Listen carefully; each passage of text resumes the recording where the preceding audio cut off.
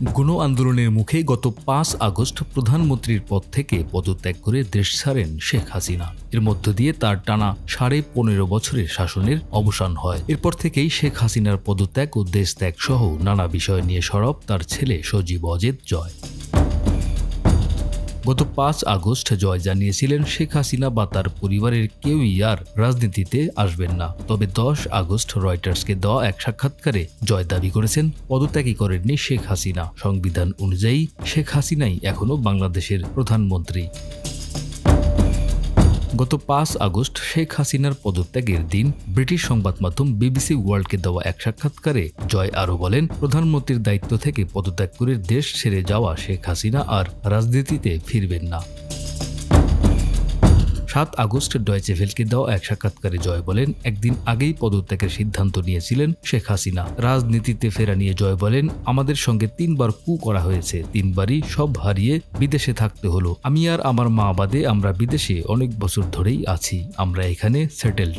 আমাদের এখানে জীবনের কোনো অসুবিধা নেই। আমরা এখানে থাকতে অভ্যস্ত। একই দিন নিজের ভেরিফাইড ফেসবুক পেজে নেতাকর্মীদের উদ্দেশ্যে এক ভিডিও বার্তা দেন জয়। বলেন, আওয়ামী লীগকে শেষ করা সম্ভব নয়। নেতাকর্মীদের সাহস নিয়ে দাঁড়ানোর আহ্বান জানিয়ে বলেন, আমরা আছি।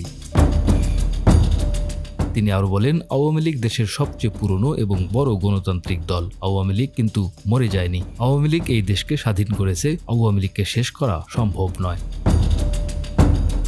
৮ আগস্ট ভারতীয় বার্তা সংস্থা পিটিআইকে দেওয়া এক সাক্ষাৎকারে নিজের অবস্থান পরিবর্তন করেন জয়। শেখ হাসিনা আর দেশে ফিরবেন না শুরুর দিকে এমন কথা বললেও এদিন জয় বলেন, শেখ হাসিনা বাংলাদেশে ফিরবেন।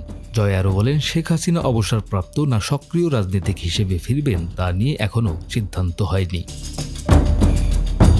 শেখ হাসিনার দেশে ফেরা নিয়ে নিজের অবস্থান পরিবর্তনের কারণ হিসেবে জয় বলেন, গত কয়েকদিন আমাদের দলের নেতা ও কর্মীদের ওপর হামলার পর অনেক কিছু পাল্টে গেছে। এখন আমরা আমাদের মানুষদের নিরাপত্তার জন্য যা যা প্রয়োজন তা করব।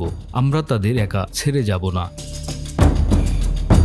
একই দিন বিবিসিকে দেওয়া সাক্ষাৎকারে জয় বলেন, কোটা আন্দোলন যে সরকার উৎখাতের দিকে গড়াবে সেটি তারা কেউই ধারণা করতে পারেননি। ৯ আগস্ট ভারতীয় সংবাদ মাধ্যম উইয়ন নিউজকে দেওয়া এক সাক্ষাৎকারে জয় জানিয়েছেন, তার মা আওয়ামী লীগের হাল ধরেছেন এবং অনেক নেতার সঙ্গে যোগাযোগ রাখছেন।